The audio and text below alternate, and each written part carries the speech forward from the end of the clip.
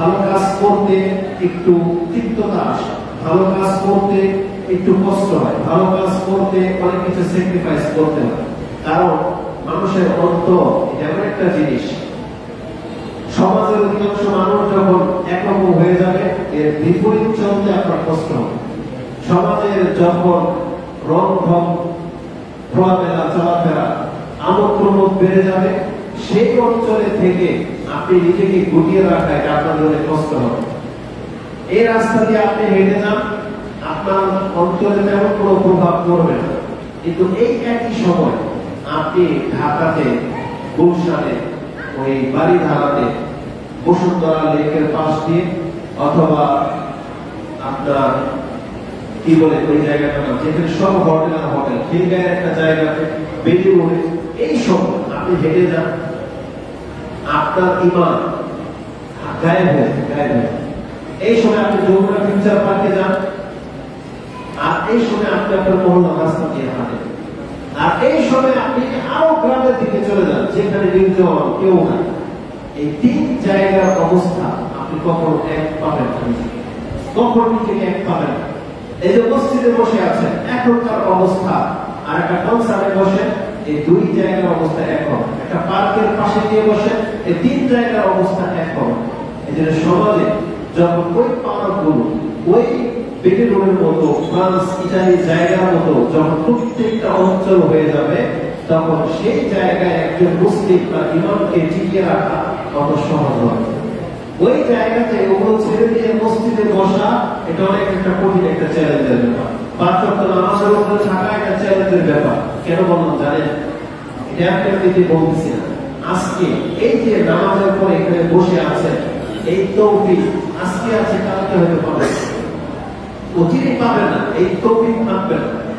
যে সমস্যাটা ফিলিস্তিনে হয়েছে, যে সমস্যাটা মায়ানমারের মুসলিমের উপরে গিয়েছে কিছুদিন আগে, যে সমস্যাটা আফগানিস্তানেও ছিল, যে সমস্যাটা এখন পর্যন্ত সিরিয়াতে আছে, লিবিয়াতে আছে, এই সমস্যাটা ইন্ডিয়ার উপরে চলে আসছে। এরপরে কিন্তু আমাদের ডান দিকে বাঁ দিকে ঘুরে গেল, ডান দিকে মায়ানমার, বাঁ দিকে ইন্ডিয়া ঘটতেছে, মাঝখানে কিন্তু আমরা।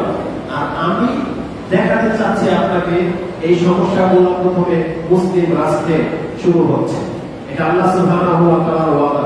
কোরআনে আল্লাহ সুবহানাহু ওয়া তাআলা সূরা বনী ইসরাঈল 17 নম্বর সূরা 18 নম্বর আয়াতে আল্লাহ সুবহানাহু ওয়া তাআলা বলেছেন, ওয়া ইন মিন কারিয়াতিন ইল্লা নাহনু মুহলিকুহা, নাহনু মুহলিকুহা ক্বাবলা ইয়াউমিল কিয়ামাহ আও মুআযযিবুহা আযাবান শাদীদা কানা যালিকা ফিল কিতাবি মাসতুর।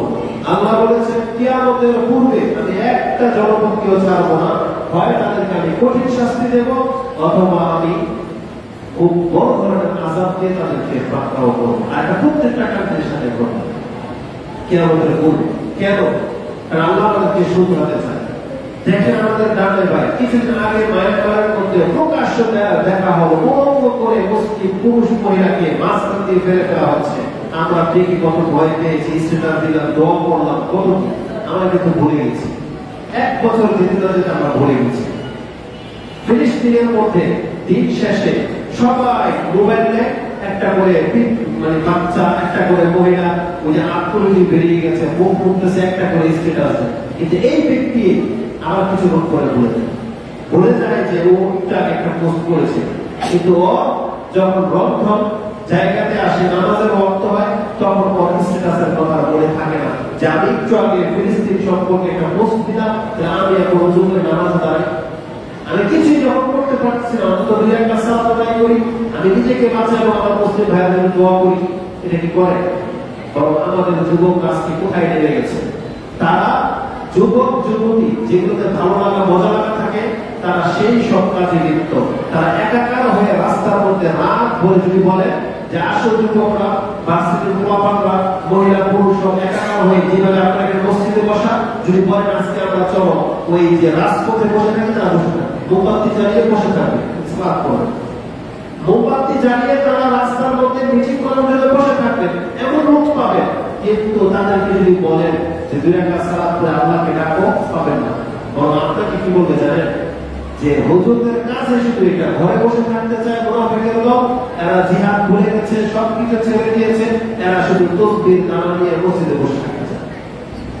অথচ যে একটা বাস্তব সত্য যদি এটা মসজিদে বসে বলতেছি, আপনি বলেন তো দেখি, আল্লাহ সুবহানাহু ওয়া তাআলা পৃথিবীতে আযাব যদি দেয়, কেন দেয়?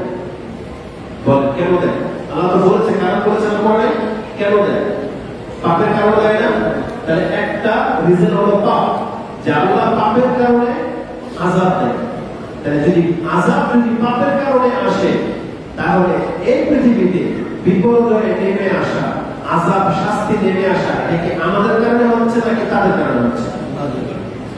যারা আজকে গলাবে, যারা গলা তোলা, যারা উন্মুক্ত হয়ে নামাজ ছেড়ে দিয়ে, পর্দা ছেড়ে দিয়ে, যারা প্রতিবাদের নামে রাস্তায় নেমে ভাঙচুর করে, যারা পুরো বিশ্বের কাছে অঙ্গভঙ্গি করে, এদের এই বিরুদ্ধে পাপ করে আল্লাহ সুবহানাহু ওয়া তাআলা এদের আচরণে তারা সাহায্য করবে নাকি মসজিদে এসে সালাত আদায় করা, দোয়া করার মাধ্যমে সাহায্য আসবে? কোনটাতে আসবে? বরং তারা এটা ভালো করে জানে, তারা এই পথগুলো গ্রহণ করবে না, বরং উল্টা আমাদেরকে বলতেছে যে আমরা যেন তাদের সাথে রাস্তায় নিয়ে যাই, যেটা ইসলাম স্থাপন করে। আল্লাহ সুবহানাহু ওয়া তাআলা আমাদেরকে বলেছেন, তোমার যদি কিছু করতে হয় তাহলে তুমি আল্লাহর বান্দা হও, শক্তিশালী হও। আজকে ফরজে কারণে হাদিস আপনাদেরকে বলি, নেটের মধ্যে মাযহাবী আলেমরা বক্তব্য দিচ্ছে, আহলে হাদিসের সংখ্যা বেড়ে গেলে এরা আপনাদেরকে বলা হয় লামাজান, যদি আপনারা সংখ্যায় বেড়ে যান, আপনারা নাকি হানাফিদের বক্তব্য করতে দেবেন না, রাজনীতি করতে দেবেন না, তাদেরকে নাকি ধরে মিলে জবাই করবে, এটা বক্তব্য দিচ্ছে। এই সমাজের সবাই আহলে হাদিস, তাই না? কোন হানাফির ঘর নষ্ট হয়েছে? আমরা তো জানি আপনারা এমন আহলে হাদিস, আপনাদের এক ঘর পর করে হারাম হয়েছে, এক ঘর পর বড় আত্মীয় আছে হানাফি, যাদের ঘরে গিয়ে আপনারা আলো প্রমোট করে তার ঘরের ভিতরে হামলা চালিয়েছে। কোন হানাফি আপনাদের এখানে বসবাস করে তিক্ততার মধ্যে আছে? বরং আমরা দেখতে পাচ্ছি 100টা ঘর আহলে হাদিস, তার মধ্যে ওই একটা সমাজ, একটা মসজিদ হানাফি, ওটা আপনাদের চেয়ে বেশি ধর্ম পালন করে। হানাফি ধর্ম যেটা তারা বেশি পালন করে। আজকে এই যে যখন আমি বন্দরের ঘাট দিয়ে দিকে আসতেছিলাম, আমাদের এক ভাই বলতেছে যে একটু আগে আসতেন তাহলে আপনাকে দেখাতাম এই মসজিদ থেকে প্রত্যেক ব্যক্তি কমপক্ষে 250 থেকে 1/2 কেজি জিলাপি প্রত্যেকের হাতে হাতে রেখে দেবে। কেন? কারণ এমন একটা মসজিদ প্রত্যেক শুক্রবার প্রত্যেক ঘর থেকে বিলাপ করাবে। তার মানে এত বেশি জিলাপি এখানে আসে, প্রত্যেক মুসল্লি বের হওয়ার সময় 2 হাত ধরে তাদের জিলাপি নিয়ে তারা বের হয়। অথচ আহলে হাদিসের পাশে হানাফি একটা মসজিদ, তারা তাদের দিন ধর্ম এইভাবে পালন করতেছে। আজ পর্যন্ত কোন আহলে হাদিস সেই মসজিদ ছুটি দিয়েছে? জিজ্ঞাসা করছে যে তোমরা এখানে কি করো? কোন বাধা দিয়েছে? কিছুই করা হয়। অথচ তারা আপনাদেরকে অপবাদ দিচ্ছে যে আপনারা নাকি আহলে হাদিসরা বেশি হলে নাকি এদেরকে নাকি জবাই করতেন, এদেরকে নাকি উৎখাত করে দিতেন। বিষয়টা কি জানেন? বিষয়টা আপনাদেরকে নিয়ে, কারণ আপনারা আপনাদের অঞ্চলে থাকে। বিষয়টা হচ্ছে কিছু খোলাপাড় আছে যারা দিন ধর্ম শিখতেছে, কোরআন সুন্নাহ বুঝতেছে, তারা হানাফি ঘরেরই সন্তান, হানাফি অঞ্চলেরই সন্তান। তারা যখন কোরআন হাদিস গ্রহণ করে নিচ্ছে, এই এদের উপরে যেভাবে তারা অত্যাচার চালায়, যত বাজে আচরণ তারা করে, কিন্তু আপনারা আপনাদের এলাকা থেকে কোনোদিন তাদেরকে সাহায্য সহযোগিতা করতে যান নাই, যাবেন না। আপনারা আপনাদের এলাকা নিয়ে বসে আছেন। এই লোকগুলো এইভাবে উস্কিয়ে বক্তব্য দেয় যাতে করে তাদের অঞ্চলের হানাফিরা ওদেরকে কুচকাটা করে রেখে। আমাদের সম্পর্কে এত মিথ্যাচার তারা করে, তারা বলে যারা নবীকে মানে না, তারা এই বাংলার জমিনে একটা ফাসাদ সৃষ্টি করতে চায়। ফিতনাকারীরা যে কোনো জায়গায় একটা মসজিদ বানাইতে গেলে বলবে ফিতনা শুরু করে দিয়েছে। এই কথা কেন বললাম? কারণ আপনারা যারা স্থায়ীভাবে আহলে হাদিস, আপনাদের শুধু এই 5 ওয়াক্ত নামাজ পড়া এটা যথেষ্ট নয়, আপনাদের আরো কাজ আছে। সেটা কি? আপনাদের দাওয়াতকে আপনাদেরকে আগে বাড়াই নিতে হবে। যে কোনো জায়গায় কোন একটা আহলে হাদিসের লোক ক্ষতিগ্রস্ত হলে আপনাদের এখান থেকে টিম করে গাড়ি করে হলেও সেখানে আপনাদেরকে যাওয়া উচিত, বা এই কাছ থেকে প্রতিবাদের ডাক দেওয়া উচিত। এখানে প্রশাসনের কাছে যাওয়া উচিত যে আমরা এইরকম, তাহলে আমাদের ওই ছেলে, আমাদের ওই মসজিদ এরকম কেন করা হচ্ছে। কিন্তু আপনারা যদি মুখ ফিরিয়ে রাখেন, যদি বলেন ব্রাহ্মণবাড়িয়ার সমস্যা ব্রাহ্মণবাড়িয়া দেখবে, নারায়ণগঞ্জের সমস্যা নারায়ণগঞ্জ দেখবে, আমরা আমাদের জায়গায় ভালো আছি, তাহলে জেনে নেন আপনার আপনারা অনেক বেশি বড় ক্ষতিগ্রস্তদের অন্তর্ভুক্ত হয়ে যাবেন। কারণ এই দিন একটাই, আমাদের মানহাজ এক, আমাদের দাওয়াত এক, আমাদের দাবি এক। পার্থক্য শুধু আপনারা বাধ্যতা সূত্রে পেয়ে গেছেন, আমরা নতুন করে মাত্র জানতেছি। তাহলে যে লোকটা নতুন করে জানতো, বুঝলো, শিখলো, ওকে টেকেল দেওয়া, ওকে সাপোর্ট করে আপনাদের দায়িত্ব। কিন্তু আপনারা এই দায়িত্বটা পালন করেন না বিদায় আজকে এই দাওয়াত অনেকটাই বাধাপ্রাপ্ত হয়ে গেছে।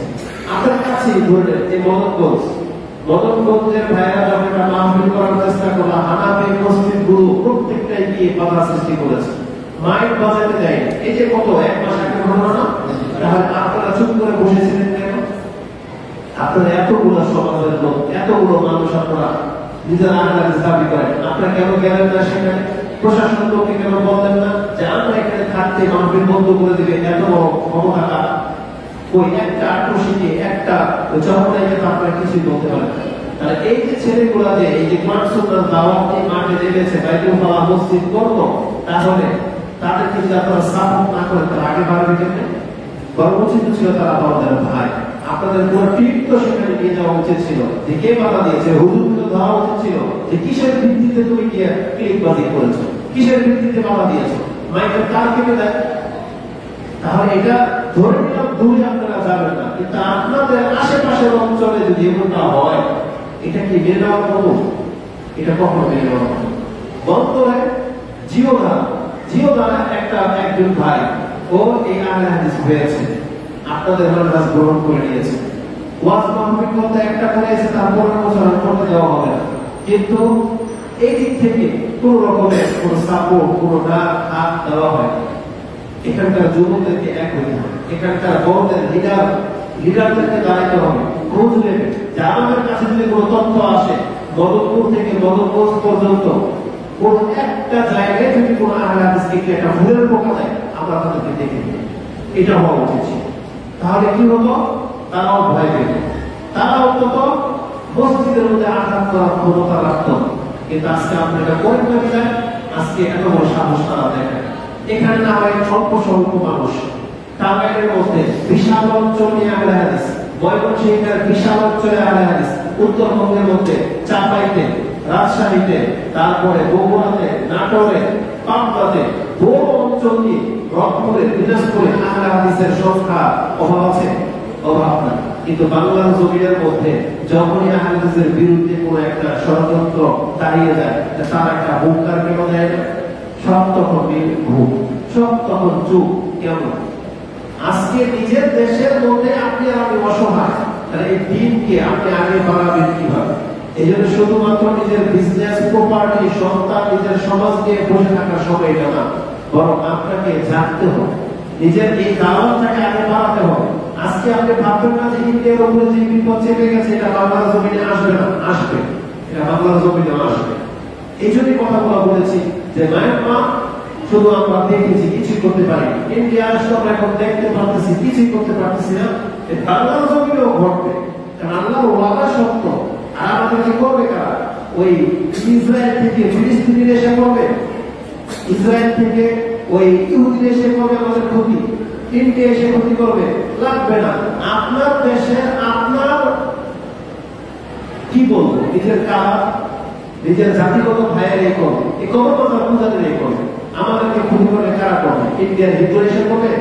আমাদের ক্ষতি তো আমাদের দেশের এই নামধারী মুসলমানদের করবে, যারা প্রকাশ্যে বিবৃতি, যারা প্রকাশ্যে বলতেছে যে আহলাদেরকে ঠেকাও, লাভবানদেরকে ঠেকাও, তো যারা এরকম বক্তব্য দেয় তাদের দ্বারাই তো আমরা বেশি ক্ষতিগ্রস্ত। ইন্ডিয়া তো আমাদের মানে ধর্মীয় এবং রাষ্ট্রীয় ব্যাপার, ওরা আমাদের মসজিদ ভেঙে দেয়। পারলে ইন্ডিয়ার মুসলিমদের উচিত কি ছিল? উচিত ছিল না যে আমরা একটা অঞ্চল করি, আমরা যেখানে মুসলিমরা শক্তিশালী হই, যে একটা ইন্ডিয়ার একটা মসজিদ ভাঙবে, তাদের 100 মন্দির ঘুরিয়ে দেবো, এটা উচিত ছিল। কিন্তু ইন্ডিয়ার মুসলিমরা আজও পর্যন্ত ওই হিন্দুর সাথে ভাই ভাই হয়ে বসবাস করতে চায়। ইন্ডিয়ার ফিলিস্তিনের মধ্যে দেখেন না, বড় বড় নায়কগুলো সব মুসলমানদের সন্তান, কিন্তু বিয়ে করে রেখেছে খ্রিস্টান আর হিন্দু। বিয়ের মূর্তি পূজা করে, নামধারী মুসলিম, একটা গুলো মূর্তির সরাসরি পূজা করে, আমাদের ঘরের ভিতরে মূর্তি আছে। তাহলে আল্লাহ সুবহানাহু ওয়া তাআলা এই জাতিকে লাঞ্ছিত করবেন না কি করবে? ঠিক আমরাও বাংলার জমিনে এভাবে আমার খাবো। আমরা যেটা বলতে চেয়েছি, আল্লাহর ইবাদত করা এটা আল্লাহর ইহসান। এই যে আমরা মসজিদে বসে আছি, সালাতের পরে লম্বা সময় আলোচনা করলাম, এটা আল্লাহর ইহসান। এটা যদি ফিলিস্তিন হতো, এই মুহূর্তে হয়তো কয়েকটা বুক আমাদেরকে তসতস করে দিত। তারা আল্লাহর নাম দেওয়ার মতো একটা স্থান পাচ্ছে না, শুধুমাত্র দৌড় হচ্ছে আল্লাহকে ডাকতেছে। এতে পরিস্থিতি তো আমাদের উপরে আসতে পারে নাকি না? এই জন্য আমাদেরকে নাকের তেল দিয়ে ঘুমাইতে চলবে। আপনার এই মতবাদকে, মানহাজটাকে আপনাকে আগে বাড়াইতে হবে। যদি আপনি এটা নিয়ে পড়ে থাকেন, হ্যাঁ আপনার উপর কোনো আচরণ আসবে না, কিন্তু আপনি দিনের কি করবেন এটা আপনাকে দেখতে হবে। দিনের কি করবেন? এতগুলো মানুষ আহলে হাদিস এই অঞ্চল, অথচ এটাকে আপনি আধা হাত বাড়াইতে পারেন কেন? আধা হাত পারবো না। আমি তো সোনাকান্দা বগিয়ারে এখানে আমাদের একটা গ্যাস সেন্টার দোকান ছিল, এটা 1998 কথা বলতেছি। 1998 সালের কথা বলতেছি। মুরাদ সাহেবের ব্লগের সামনে আমার দোকানটা ছিল সোনাকান্দা হাটে। তখন আমি আপনাদের বাজারের উপর দিয়ে যতটুকু জায়গায় আলে হাদিস ফরাজি কান্দা কতটুকু আপনারা মানে প্রমাণ করে দেখা। 98 থেকে কত সাল চলতেছে? 2025। 25 বছর, 2 বছর, 27 বছর। 25 বছরের মধ্যে আপনি দেখান তো দেখি 25টা ঘর আলে হাদিস হয়েছে কিনা দেখা না। আপনাদের ফরাজি কান্দাটাকে 25টা ঘর আপনাদের দাওয়াত গ্রহণ করেছে, প্রমাণ করে দেখান তো এই 27 বছরে কেন হইল? তার মানে আপনারা আপনাদের দাওয়াতকে শুধু নিজের ঘরের মধ্যে সীমাবদ্ধ, বরং আমরা তদন্ত করে দেখে দিতে পারবো আপনাদের মধ্যে এই আহলে সমাজের 25 ঘটনা রাখতে হয়েছে। এটা দেখা যায় তারা দিন ধর্ম পালন করেন। তাহলে এই আহলে হাদিস হওয়াটা কি মানে? যেটা কোরআন সুন্নাহর দাওয়াত আপনি পেয়ে গেলেন, নিয়ে বসে আছেন কেন? অথচ আপনি একটু আগে বাড়ালেন, বরং যে পীরের মাজার সেই পীরের মাজারে রয়ে গেছে, ওই নবীগঞ্জের মাজার এখন পর্যন্ত চিন্তায় রয়ে গেছে। তাই আমরা আল্লাহর জন্য, দিনের জন্য কি করব? যে দুই একটা বক্তব্য শুধু নিজের মসজিদে পড়ে থাকা, এটা তেমন কোনো কাজ আমরা মনে হয় হচ্ছে না। এই জন্য আমাদেরকে জানা উচিত, জানতে হবে এই মানহাজ যেটা কোরআন সুন্নাহ। আপনার কি একটু কষ্ট হয় না যে আল্লাহর বিধানকে ছুঁড়ে ফেলে দেওয়া হচ্ছে? আমরা বেঁচে থাকতে আমাদের পাশে, আমাদের ঘরের অঞ্চলগুলোতে না হয়, কিন্তু আমাদের কোনো মাথা নেই। তবে এর চেয়ে বড় ফেতনা হলো, দেখেন আমাদের দেশ থেকে এখন একটা ইসলামীকরণ করার একটা ভালো পজিশন। এখন আমাদের সরকার ক্ষমতায় নেই, কিন্তু আবার কালকে চলে আসবে না কোনো গ্যারান্টি। বাঙালি জাতি এত নিকৃষ্ট জাতির রূপে পরিণত হয়েছে, তাদেরকে বারবার বলা হচ্ছে যে নারী নেতৃত্ব ইসলামে জায়েজ নাই। আল্লাহ আলহামদুলিল্লাহ আমাদের বক্তব্য মনের ক্ষোভ যেটাই করেন না কেন কোনো না কোনো ভাবে আল্লাহ দূর করে দিয়েছে, কিন্তু সেই নারীকে আবার অনেকে আবার নিয়ে আসতে চাচ্ছে। সেই নারীকে আপনারা আবার ডাকতেছেন, সে না হোক কত বড় নারী, বিএনপির প্রধান নারী, আওয়ামী লীগের প্রধান নারী। এখনো দেখা যায় কিছু কিছু জায়গায় মহিলা ওই যে কাউন্সিলর হবে, পোস্টার দিয়ে ব্যানার ছাপাচ্ছে। মহিলাই কেন? এটা তো আল্লাহ গজবের একটা ব্যাপার, এটা গজবের একটা ব্যাপার। এটা অন্তত আহলে হাদিস সমাজের কোন মহিলা কাউন্সিলর হবে, এটা হতে দেওয়া যাবে না। আপনারা যদি বাঁচতে চান, আল্লাহর জন্য যদি কিছু করতে চান, আপনাদের সমাজ থেকে এই যে ভোটাভুটি যে সিস্টেম, এটা আপনি বলেন, বিএনপি বলেন, যা কিছু আছে এগুলোকে প্রত্যাখ্যান করতে হবে। এগুলোকে আপনাদের একটা মেসেজ হতো, কিন্তু কেন আমরা তাদের মতো মিশে যাচ্ছি? তো বক্তব্যের বিষয় বহু কিছু হতে পারে। আমরা শুধু এতটাই বলতে চাই, বাংলার জমিনে যে বিপ্লব এখন আসছে, এটাকে ধরে রাখার চেষ্টা করছে। ফিতনা কিন্তু আপনাদেরকে ছাড়বে না, এটা ছাড়ার একটা সুযোগ। যে এখন নিজেকে আমি বিএনপি মুক্ত করার একটা সুযোগ, যে আমি বিএনপি না করি না, আমি গণতন্ত্রে বিশ্বাসী না, এটা দাবি করার একটা সুযোগ। তাই আল্লাহ কিন্তু গণতন্ত্রের ডাক ডাকবেন। এটা যারা বিজ্ঞ নেতা, ভালো যোগ্য ব্যক্তি আছে, তাকে বলে দিবেন সে আমাদের কাউন্সিলর, সে আমাদের মেয়র, সে আমাদের দায়িত্বশীল। কোনো ঘোরাঘুরি ডাইরেক্ট এককভাবে তাকে নির্বাচন করতে হবে, এককভাবে। সেটা যেই হোক, আমি চিনি না আপনাদের কাউকে, কিন্তু আপনাদের অঞ্চলের ভালো ও জ্ঞানী সব ব্যক্তিকে তাকে ধরে বসে দিতে হবে, তার এগেইনস্টে কেউ দাঁড়াতে হবে, বিপক্ষে যেন কেউ না দাঁড়ায়। যদি কেউ দাঁড়ায় টাকার জোরে, ক্ষমতার জোরে, তাহলে আপনারা যদি সেটা মেনে দেন, তাহলে এটাই হলো রাজনীতি, এটাই হলো রাজনীতি, যেটা ইসলাম কোনদিন সাপোর্ট করে। এই জন্য আপনাদের পরিচিত কোনো ব্যক্তিকে তাকে কাউন্সিলর বা নেতা বা যা বলেন তাকে বানাইতে হবে এবং বলতে হবে ইলেকশন চলবে না, আমাদের কাউন্সিলর উনি। এইভাবে কিন্তু দেশটা ইসলামীকরণ যেটা হবে এই গণতন্ত্র থেকে মুক্তি নিয়ে। তো সর্বোপরি সর্বশেষ কথা যেটা বলবো, আল্লাহ সুবহানাহু ওয়া তাআলা দিনের জন্য কিছু করে, বহু কিছু নিজের জন্য করেছে, সংসারের জন্য করেছে, এখন পর্যন্ত করে যাচ্ছেন। এখন আল্লাহর দিনের জন্য কিছু করার সময় এসেছে, সেটা একটু করে দেবেন। সেটা কি? এই অঞ্চলের এই রাস্তাটাকে সিগারেট থেকে মুক্ত করে দেন, সবাই ঐক্যবদ্ধ হন, গান বাজনা মুক্ত করে দেন। মহিলাদের কিন্তু তাবলীগ করে যে আমাদের রাস্তা দিয়ে আসবে, কিন্তু পর্দা করে আসতে হবে, তুমি ঘরের ভিতরে যা খুশি তা করো, কিন্তু পর্দা করো। এই কিছু সংস্কার তো আনতে হবে। আহলে হাদিস রূপরেখাতে আপনার অঞ্চলটাকে নিয়ে আসতে হবে, একটা উদ্যোগ ছাড়া হয়। এই জন্য একটা টিম গঠন করে যুবকরা এগিয়ে আসে, পয়সাওয়ালা ভগবানরা এগিয়ে আসতে হবে, আইন করতে হবে। আইন ছাড়া ইসলাম পালন হয় না। ইসলামটাই একটা আইন, কিন্তু আমরা অধিকাংশ মুসলিমরা মুসলিম দাবি তো করি, কিন্তু আল্লাহর আইন মানি না। এটাই হচ্ছে আমাদের সবচেয়ে বড় ব্যথা। এই জন্য শুধু নামাজ, অবশ্যই শুধু নামাজ আমাদেরকে সঠিক একটা সুস্থ সমাজ এনে দিতে পারবে না। একটা কাঠামো লাগবে, একটা নীতিমালা লাগবে। এই সমাজ থেকে অন্যায় দূর করতে চাই, একটা নীতিমালা লাগবে। আপনি আপনার সন্তানকে বলবেন ওদের নেশাগ্রস্ত না হয়, এবং আপনি তৎপর হন এখানে কোনো নেশার বিজনেস করতে দেব না। এইভাবে একটা সমাজের বিপ্লব ঘটবে। আল্লাহ সুবহানাহু ওয়া তাআলার কাছে কি জবাব দেবেন? এটা আমাদের ব্যর্থতা, সত্যি এটা ব্যর্থতা বা আমাদের আক্ষেপ আপনাদের প্রতি।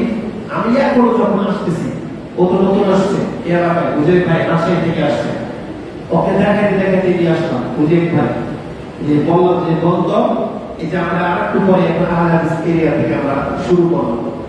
এই আহলে হাদিস এরিয়া এতটুকুই বাস, অথচ বাড়বো না কেন? আমরা তো দাওয়াত পাইছি সৌদি আরব, কি আমাদের কাছে কোনো জায়গায় আপনাদের দাওয়াত। আমি এটাই বলতেছি, এটা বহু বছর ধরে দেখে আসতেছি। এটা নিয়ে একটু চিন্তা ভাবনা করে, যেহেতু বাইতুল খালা একটা কোশ্চেন হয়ে গেছে, আমাদের এটা বাড়ছে, তার আগে আমরা তাদেরকে সাপোর্ট করে একটু ডাক খোঁজ নেন, কি হয়েছে দেখেন, কি করতে হবে। আমরা আছি তোমাদের সাথে, ওই দিকে একটা মসজিদ বানান, এই দিকে একটা মসজিদ বানান, আমাদের সাথে আসেন। আমি তো আপনাদের কাছে কিন্তু দূরে জায়গা ইনশাআল্লাহ দখল করার প্ল্যান করতেছি। তখনই আমরা তো যোগ্য কিছু করবো না, নিজের পকেটের টাকা দিয়ে 350 জায়গা আলহামদুলিল্লাহ আমাদের দেওয়া হয়ে গেছে। 1000% আমাদের টার্গেট। এখন প্রকাশ্যে বলি নাই যে আমরা কি করতে চাচ্ছি, তবে আমাদের এটাই দাবি, হয়তো আহলে হাদিস নাম তো দেব না, কিন্তু ইচ্ছা আছে কোরআন সুন্নাহ ছাত্রদেরকে দিয়ে, কোরআন সুন্নাহ যারা মানবে তাদেরকে দিয়ে একটা অঞ্চলে একটা আবাদ করবে ইনশাআল্লাহ। আমাদের একটা জুমা মসজিদ হবে, আপনাদের সাপোর্ট লাগবে। আপনারা জানেন এখন থেকে অঞ্চলের হানাফি যারা, তারা এখন থেকে ক্লিক বাস শুরু করে দিয়েছে। আপনাদের সাপোর্ট যদি না থাকে তাহলে আমাদের কাজ ব্যাহত হবে। এটা আমাদের প্রত্যাশা যে আপনারা এই পাশে আসেন, আমরা যদি ওখান থেকে কাজ শুরু করি, ইনশাআল্লাহ মিডলটাকে দাওয়াতি কাজ আমরা করতে পারবো। তারা উনি দিতে পারবে না আমাদেরকে ফুটি, যেটা আপনারা আছেন। এজন্য আপনাদের সাহায্য সহযোগিতা আমাদের একান্ত কম। আমরা আশা করি আপনাদের এখান থেকে অনেক সাপোর্ট আমরা পাবো। এটা করতে হবে, এটা শুধু এটা একটা স্বপ্ন না, এটা একটা বিপ্লব। আমি আপনাকে বলতে পারি, কারণ এই রোগের মধ্যে মদতপুর পর্যন্ত দাওয়াত কেউ নিয়ে যায় না, এটা আমরা শুরু করেছি। ইনশাআল্লাহ আজিজ এটাকে বাস্তবায়ন করতে হবে। এজন্য আপনাদের কাছে আমরা সাহায্য করব। আল্লাহ সুবহানাহু ওয়া তাআলার উপরে ভরসা করে করেছি, এবং আমাদের দাবি এবং আপনারাও এগিয়ে আসবেন, যাতে করে তারা আমাদেরকে যেন হালকা না হয়, আমাদেরকে যেন দুর্বল না হয়। মুসলিম ভাই হিসেবে যদি এগিয়ে না আসে, তাহলে তারা সাকসেস, তারা সব ক্ষেত্রে দেখবেন সাকসেস। এরা মুখে বলে এরা হানাফি, কিন্তু আপনি জানেন ও কোনো কোনো সাপ্তাহ তাদের অত্যন্ত বিক্ষিপ্ত। হানাফি হওয়ার পরও বলে, হানাফি হওয়ার পরও দেওয়ানি, ও হানাফি হওয়ার পর আরশি, তারপর চরমাই, আবার তাবলীগ, ওরা সব বিক্ষিপ্ত। কিন্তু আমরা আহলে হাদিসে কিন্তু এক ছিলাম, এক, আমাদের নামে একটা আহলে হাদিস। তাহলে আমরা সংখ্যায় সবচেয়ে বেশি, আমরা একটা হইতে পারতেছি। আমাদের এক হওয়াটা অত্যন্ত জরুরি, এবং দিনের দাওয়াত কত দ্রুত প্রচার করা যায় আপনাদের একটু টেকনিক লাগবে। আমাদের আমাদেরকে বোঝা এবং সেগুলো আমরা করার তৌফিক দান। আল্লাহ সুবহানাহু ওয়া তাআলা এইভাবে তোমার ঘরে কিয়ামত পর্যন্ত আমাদেরকে তোমার ইবাদত করার তৌফিক দান। যে বিপর্যয় পৃথিবীর সব জায়গায় এসেছে, আল্লাহ তুমি আমাদেরকে নিরাপত্তা দিয়ে দাও। যে নিরাপত্তা তুমি আমাদেরকে দিয়েছো, আল্লাহ নিরাপত্তা স্থায়িত্ব করে দাও, এবং আমাদেরকে তওবা করে তোমার রাস্তা ধরার তৌফিক দান করো। আমাদের মা-বোনদেরকে তুমি হেদায়েত করো, তারা যেন দিনটাকে পালন করতে পারে। আল্লাহ তুমি তোমার পক্ষ থেকে খাসভাবে তাদের তো রহমত নাযিল করুন। আমিন ইয়া রাব্বাল আলামিন। যারা আজকে এখান থেকে পাগড়ি নিয়েছে, যারা হাফেজ হয়েছে, আল্লাহ তাদের অন্তরের ভিতরে কোরআনটাকে তুমি বসিয়ে দাও। এবং এই কোরআনের নূর দিয়ে যেন ওরা সমস্যাকে ধরতে পারে, সেই তৌফিক আল্লাহ তাদেরকে দান করুন। এবং আমাদের সন্তানদেরকেও এইভাবে কোরআনের হাফেজ এবং আলেম হওয়ার তৌফিক দান করুন। এবং আমাদের সাথে তাদেরকে ইবাদত করার তৌফিক দান করুন। আমরা যেন আমাদের পূর্বপুরুষদের মতো কোরআন সুন্নাহ মেনে তোমার সাথে সাক্ষাৎ করতে পারি। আল্লাহ তুমি আমাদেরকে কবুল করো। আমিন ইয়া রাব্বাল আলামিন। সুবহানাকাল্লাহুম্মা ওয়া বিহামদিকা আশহাদু আল্লা ইলাহা ইল্লা আনতা আস্তাগফিরুকা ওয়া আতুবু ইলাইক।